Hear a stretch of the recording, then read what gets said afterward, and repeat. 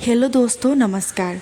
आप सभी ने अपने कुल देवता के बारे में सुना होगा और कुछ विशेष अवसर में उनकी पूजा भी की होगी। तो आइए जानते हैं उनकी पूजा क्यों की जाती है और उनका महत्व क्या है। कुल देवता किसी भी परिवार के प्रतिनिधित्व करते हैं। हिंदू धर्म में इन्हें विशेष रूप से पूजा की जाती है और किसी भी शुभ अवसर में जैसे शादी, नई बहू की आगमन, बच्चे का जन्म का समय, उन्हें अन्य कई संस्कारों में कुल देवता का पूजा किया जाता है। ऐसा मान्यता है कि जो पीढ़ियों के माध्यम से आगे बढ़ता है, किसी भी कुल देवता को वंश का संरक्षण के रूप में देखा जाता है, जो उस कुल के सभी सदस्यों का रक्षा करता है। कुल देवता का पूजा करने से परिवार में आशीर्वाद बना रहता है और समृद्धि आती है। कुल देवता को सम्मान करने और उनकी कृपा पाने से पूरे परिवार को कृपा बनी रहती है। उनकी पूजा परिवार और परंपराओं को बने रखने के लिए महत्वपूर्ण भूमिका निभाती है। उन्हें वंश का रक्षक माना जाता है।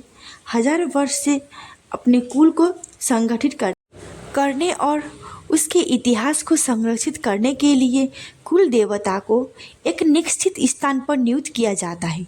यह स्थान उस वंश का, कुल के लोगों का मूल स्थान होता है। मान लो कि कोई व्यक्ति गुजरात में रहता है, लेकिन उसके कुल देवता राजस्थान के किसी भी स्थान पर है। यदि उस व्यक्ति को मालूम है कि मेरे कुल देवता को उस स्थान पर है, तो वह वहां जाकर अपने लोगों के साथ, यानी अपने वंश के लोगों के साथ मिलकर रह सकता है। वहां हजारों लोग किसी खास दिन इकट्ठा होते हैं और वहां दूसरे कुल के लोग भी दर्शन के लिए आते हैं।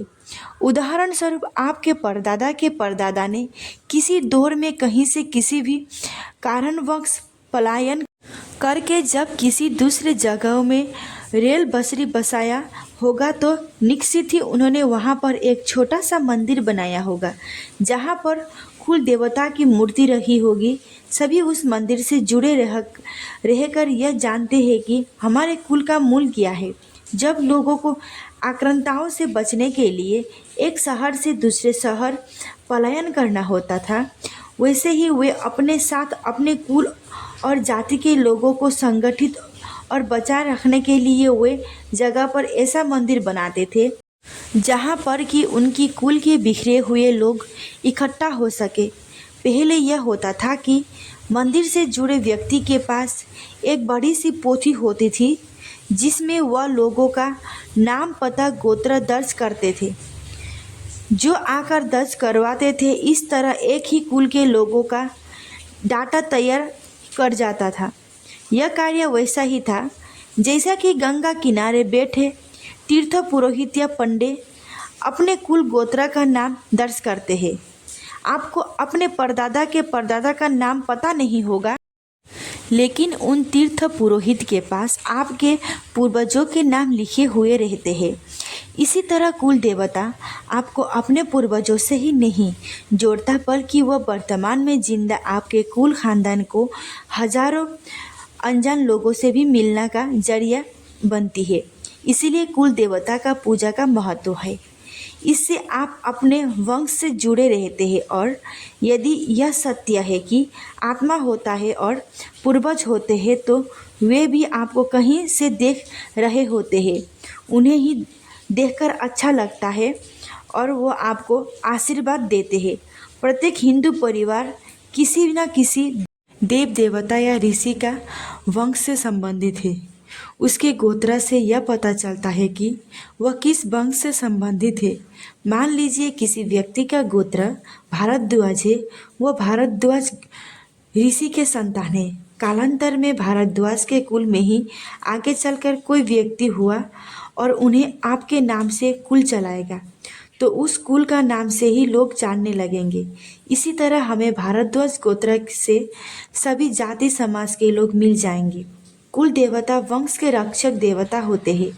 ये घर, परिवार या वंश का परंपरा का प्रथम पूज्य तथा मूल अधिकारी देवता होते हैं। इनकी गणनाओं में हमारे घर के बुजुर्ग सदस्य जैसे लोग होते हैं। प्रत्येक कार्य में इन्हें याद करना जरूरी होता है। इनका प्रभाव इतना महत्वपूर्ण होता है कि यदि ये रूठ जाते हैं तो हनुमान जी के अलावा अन्य कोई देव देवता इनका रुद्र प्रभाव या हानि के कम नहीं कर सकते या रोक नहीं लगा सकते। ऐसा भी देखने में आया है कि कुल देवताओं का पूजा छोड़ने के बाद कुछ वर्ष तक तो कोई खास परिवर्तन नहीं होता, लेकिन जब देवताओं का सुरक्षा चक्र हटता है तो परिवार में दुर्घटनाओं का दौर शुरू होता है। उन्नति रुकने लगती है, गृह कलश, उत्प्रवत अशांति आदि शुरू हो जाती है। आगे वंश नहीं चल पाता है। पिता द्रोही होकर व्यक्ति अपने वंश को नष्ट कर लेते हैं। अगर कुल देवता रूठ जाते हैं तो पूरे कुल का नाश भी कर सकते हैं। इसलिए उनकी कृपा पाने के लिए उनका पूजा करते समय कुछ चीज़ों का जरूर ध्यान रखें। कुल देवता का कृपा पाने के लिए उनके स्थान पर जाएं और एक साबुत नींबू को अपने ऊपर से 21 बार उतारें। इसके बाद इनका 2 भाग करके अलग अलग दिशा पर फेंक दें। इसके बाद कुल देवता पर क्षमा मांगे, पूजा पाठ करें। अगर आपके घर में कुल देवता का तस्वीर नहीं है तो एक सुपारी में अच्छी तरह से कलवा लपेट दे। इसे प्रतीकात्मक रूप धारण करके पूजा करें, शुभ लाभ मिलेगा। कुल देवता को अक्षत, चंदन, सिंदूर और इसके साथ ही हल्दी में मिलाकर पीले चावल को भिगाकर अर्पित करना शुभ होता है और पान, सुपारी, लौंग, इलायची आदि जरूर चढ़ाएं। कृपया चैनल को शेयर सब्सक्राइब कर दीजिए। धन्यवाद।